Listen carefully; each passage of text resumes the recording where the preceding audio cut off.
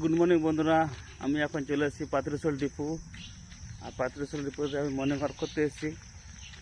আর আজকে অমাবতী, আষাঢ় মাসের 7 তারিখে অমাবতী হয় প্রত্যেক বছরেই। এবছরও আমাদের এই কাঠ ডিপোতে মনসা পুজো হবে। তো এই যে দেখো, চারদিকে পরিষ্কার পরিচ্ছন্ন।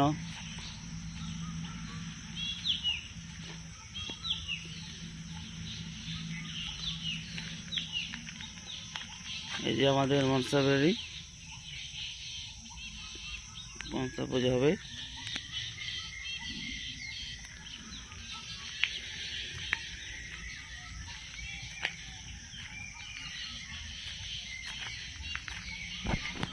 আর তোমাদেরও মনসা পুজো হচ্ছে নাকি প্লিজ কমেন্ট করে জানাবে।